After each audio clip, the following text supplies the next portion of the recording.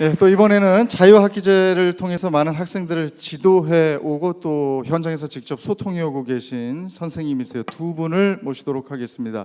중산중학교 윤채병 선생님 두 분 모시겠습니다. 네, 안녕하십니까. 중산중학교 윤채병입니다. 여기 비록 이 자리가 떨리고 긴장이 많이 드는데요. 학부모님들한테 먼저 자유학기제를 2014년부터 경험을 하였기 때문에 학부모님들이 궁금해하는 사항 또는 걱정하고 있는 사항에 대해서 저희가 알고 있는 사실을 설명드리도록 하겠습니다. 네, 고맙습니다. 두 분 선생님 말씀 들었고요. 그 자유학기제 도입 이전에 학교와 선생님들의 모습은 어땠는지 그거 한번 여쭤볼게요. 예, 저도 마찬가지로 선생님과 마찬가지로 그 아이들의 수업이라고 하는 것은 그 사고력이었고 상당히 수동적이라고 볼 수 있습니다. 학교 현장에 보시면 그 아이들이 지금까지 그 아이들이 그 입시 이주 때문에 주입식이라든지 강의식 수업으로 인하여 대부분의 아이들이 그 학원에서도 그렇게 전달이 되고 그렇게 수업을 하고 있습니다.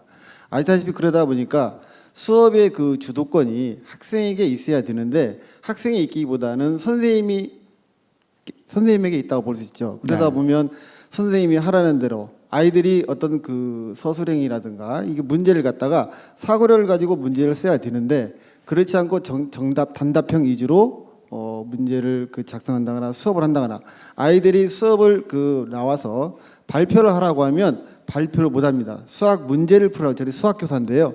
수학 문제를 풀으라고 하면 풀기는 하되 발표는 못 합니다. 그만큼 아이들이 그 주입식이라든지 그 강의식 수업 때문에 상당히 사고력이 단순화되어 있다고 볼 수 있겠죠. 그러면 학교 입장에서 선생님들 입장에서 상당히 그 수업이 지루할 수밖에 없다고 볼 수 있는 거죠. 아이들도 지루하고 선생님도 지루하고 그러다 보면 이런 것을 어떻게 타파할까라고 생각을 했을 때 수업 방법을 바꾸려고 하면 그 상당히 아이들이 왜 모둠 수업을 합니까? 그 진도가 지금 당장 내일 모레 시험인데 진도를 빼야 되지 않나요? 라고 하는 얘기를 많이 하게 됩니다. 그러다 보면 진도에 쫓기다 보고 그 수업에 하다 보면 모둠 수업이라든가 이런 협업 학습을 하기가 쉽지가 않습니다. 그래서 또 그러한 것을 원하는 아이들이라 또는 그 사고력을 원하는 아이들이 있으면 일명 교실에서 아이들이 그러한 것을 조금 발표를 잘하고 뭐 하는 아이들이 있으면 다른 아이들은 그 아이들한테 나댄다라고 얘기하죠. 네. 또 좀 그렇게 그러다 보면 그 교실 분위기 내에서도 그렇게 그 사고력이든가 발표를 하고자 하는 아이들도 그 나댄다라고 하는 말에 죄송합니다. 나댄다는 말에 상당히 위축되고 다음에는 손을 들지 않습니다. 그러다 보면 학교 현장에서는 상당히 그 자유학기 실시 이전에는 그 아이들이 그 수업이라든가 교사나 학생 입장에 상당히 강의식, 주의식 때문에 상당히 좀 따분한 수업, 지루한 수업이 되지 않았을까 생각이 듭니다. 네, 지루한 수업 시간 학교도 선생님도 아이들도 겪고 있었다 이런 말씀을 들을 수가 있었는데 자유학기 활동은 어떤 식으로 진행이 되는지 학부모님들 이해를 돕기 위해서 구체적인 사례를 들어서 설명해 주시면 좋겠네요. 네, 자유학기 진로체험 활동에 대해 말씀드리게 되면요. 아까도 말씀드렸지만 본교 중산중학교는 2014년부터 그 희망학교에서 올해 3년째 운영하고 있습니다. 그런데 첫해 2014년도에는 그 진로체험 활동을 갖다가 학급 단위로 그 진로체험 기간을 섭외해서 학급 단위로 이동을 해서 예를 들어서 자벌드라든지 그 상상 이룹센터라든지 또는 그 문화 콘텐츠 기관들을 갖다가 다양하게 섭외를 해가지고 학급 단위로 이동을 해서 진로 체험을 활동을 하였습니다. 그러다 보니까 학급 단위로 진로 체험을 하다 보니까 그 첫 해에는 그 진로 탐색에 대한 의미가 많이 없어지더라고요. 특히 저희 같은 경우에 한 번은 그 파주 출판단지를 갖다가 섭외해서 그 10월 초에 그 파주 출판단지 출판 문화의 날 출판단지 날이 있거든요. 그때 그 프로그램을 하루 일정을 잡아서 거기에서 그 진로 체험 행사를 한 적이 있었습니다. 아이들한테 그 다양하게 거기에서 그 영역별로 그 설문조사를 받아서 영역별로 어디 갈 것이냐, 뭐 게임 개발자 갈 것이냐, 소설가가 갈 것이냐 각자 그 다양한 프로그램이 있었습니다. 그런데 거기에 가서 그 진로 체험을 하고 난 다음에 그 첫 해에는 아이들이 그 프로그램이라든가 그런 거에 대해서는 만족도도 있었지만 불만이 좀 있었습니다. 왜 불만이 있었냐면요. 그 첫 해 우리가 그 체험 활동에 대한 예산이 많지 않다 보니까 단체로 학교 입장에서 버스를 이동해서 그 파주 출판단지를 가야 되는데 그렇지 않고 그 실제 중산동에서 파주 출판단지까지는 거리상 그렇게 멀지는 않습니다. 그러다 보니까 몇 시까지 어디로 와라, 또는 몇 시까지 대화동에 가서 대화역 앞에서 그 출판단지에 가는 버스가 있습니다. 그래서 거기까지 와라 해서 아이들을 이동한 적이 있었습니다. 그런데 이동하다 보니까 그러고 난데 아이들이 불만이 엄청 많았습니다. 왜 불만이 많았냐면 프로그램 운영에 대한 불만이 많은 게 아니라 아이들이 설문조사에서 교통 비용이 너무 많이 들어갔다, 너무 지나치게 많이 들어갔다. 왜 그런지 아십니까? 중산 지역은 그 지역이 그 지역이다 보니까 아이들이 그 교통을 그 버스를 타고 다니는 게 아니라 전부 다 걸어 다녀요. 그러다 보니까 대부분의 아이들이 미처 학교 입장에서 그런 걸 생각을 못 했는데 교통카드가 없어요. 교통카드가 없으니까 중산동에서 출판단지를 가려면 3번을 갈아타야 돼요. 네. 그 대화동 나가는 그 대화역에 바로 가는 게 없기 때문에 그 신도시 쪽으로 나가는 차와 또는 거기에서 대화역에서 다시 출판단지 가는 것을 환승이 안 되다 보니까 교통비가 학생들이 1,000원씩만 잡더라도 3,000원, 왕복 하루 왔다 갔다 하는 6,000원 들어가게 되잖아요. 오히려 그 교통비가 배보다 배꼽이 큰 적이 있습니다. 차라리 6,000원 정도면 아이들 전체 그 하나 버스를 대절해서 갈 수도 있는 경우가 있어서, 그래서 그러한 그 시행착오도 있고 첫째 그 진로에 대한 것이 학급 단위라다 보니까 의미가 퇴색이 돼가지고 작년 2015년도에는 그 진로 체험 활동을 달리 변경을 했습니다. 고양시에 있는 진로지원센터와 그 협약을 해서 그 진로지원센터에서 체험처를 갖다가 30곳을 갖다가 발굴을 했습니다.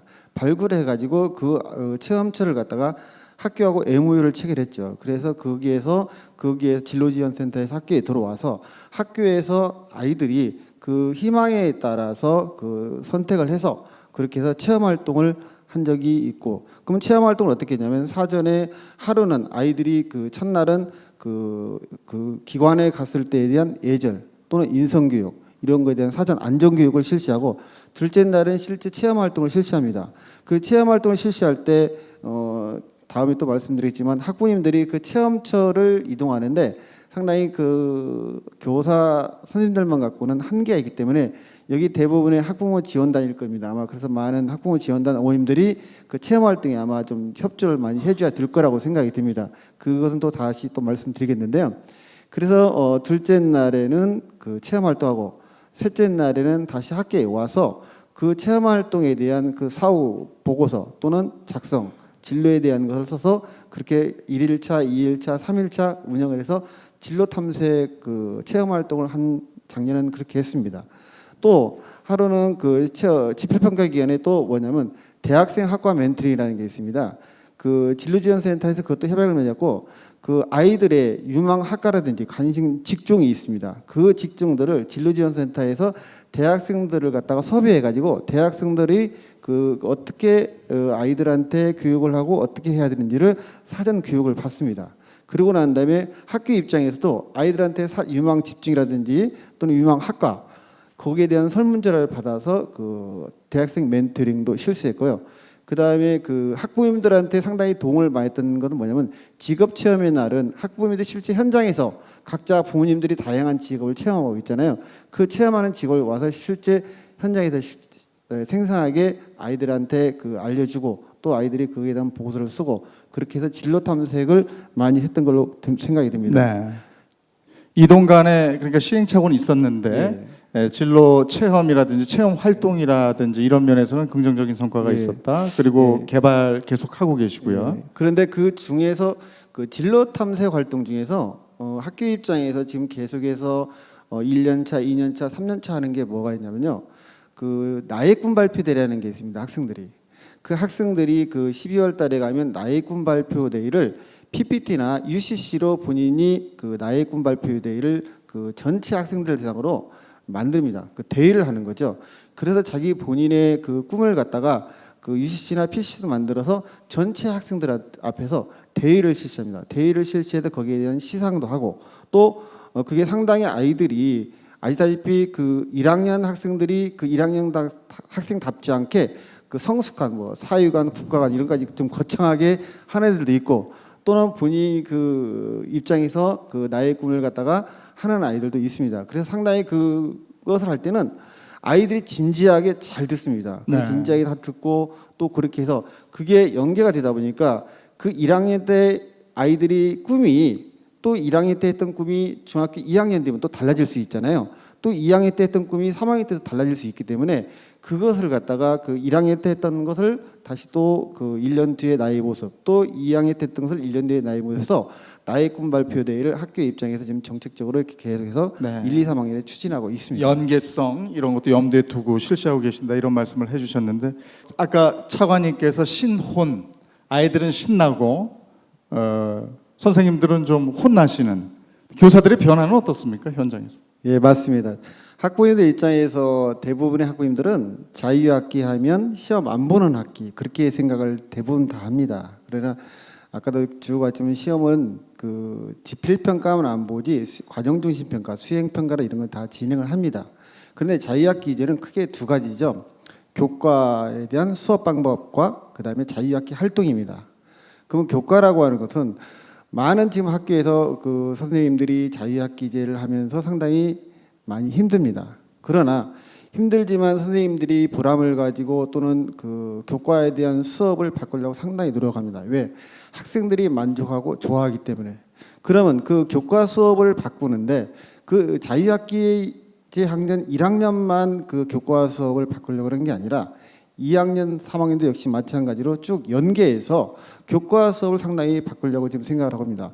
저 모든 학교의 선생님들이 그 전문 학습 능력 신장을 위해서 뭐 전체 단체로 하브루타 수업을 듣는다거나 또는 거꾸로 수업을 들어서 그것을 학생들에게 적용해서 학생들이 수업이 신나고 또는 즐겁도록 변화하고 또 그 수업뿐이 아니라 각 교과별 학교에서 전문학습 공동체를 그 구성을 해서 거기에 수업에 대해서 그 계속 그 반복해서 그 연수를 하면서 교과별로 이 수업을 어떻게 바꾸고 어떻게 신장을 할까라는 것을 상당히 노력을 합니다.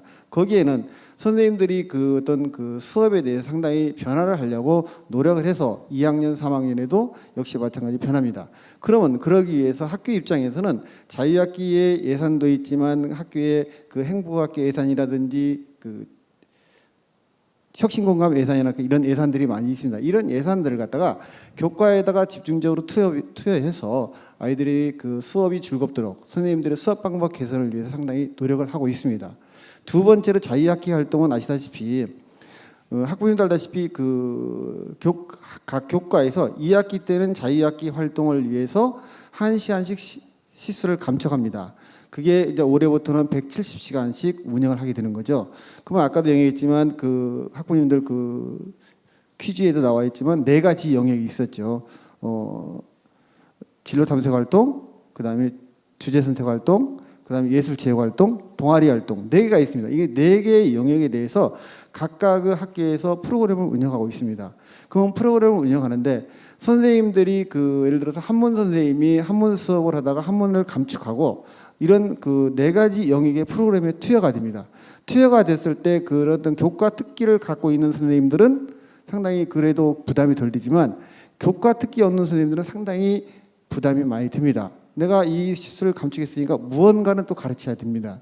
그럼 가르쳤을 때 선생님들 입장에서 자유학기 활동을 위해서 별도로 다른 데 가서 수강을 해서 또 수업을 듣는다거나 또 전문적인 지식을 배우고 온다거나 그렇게 해서 진행을 하고 있습니다. 그러다 보면 선생님들 입장에서도 상당히 힘들죠. 그러면 그러한 것을 제가 볼 때는 해결해 줄 수 있는 조금 그러니까 모든 전문적인 지식을 다 해결해 달라는 게 아니라 일부는 학부모님들의 그 전문적인 지식 여기에 계신 학부모 지원단 학부모님들은 아마 전문적인 지식을 갖고 계신 분들이 많이 있을 겁니다. 그러면 그랬을 때 학교에 가셔서 내가 이러이러한 프로그램에 능력이 있으니까 내가 이런 프로그램을 우리 아이들을 위해서 한번 해주겠다라고 하면 학교의 입장에서는 아마 대단히 찬성할 겁니다. 그러면 거기에 찬성을 하고 거기에 뭐 재료를 구입한다거나 어떤 여건을 구성한다고 할 때는 학교에서 아마 대단히 환영을 하고 도와줄 거라고 생각이 듭니다. 그러기 때문에 여기 계신 학부모님들이 그 자유학기제에 대해서 많이 그 활동도 해주시고 또는 뭘 아까도 말씀드렸지만 그 체험차 가는데 체험 발굴하는데도 학부모님들이 도와주시지만 이와 같이 자유학기 활동에서 뭐 이런 프로그램에도 많이 투여해서 도와주시면 학교 입장에서 더 아마 알뜰한 그 자유학기 활동이 되지 않을까 생각이 듭니다. 교사들도 변해가고 있고 그리고 학부모님 또 우리 학생들 또 학교 전체가 학교 교육 일선이 변해가는 과정이 또 자유학기제가 아닌가 이런 생각이 드는데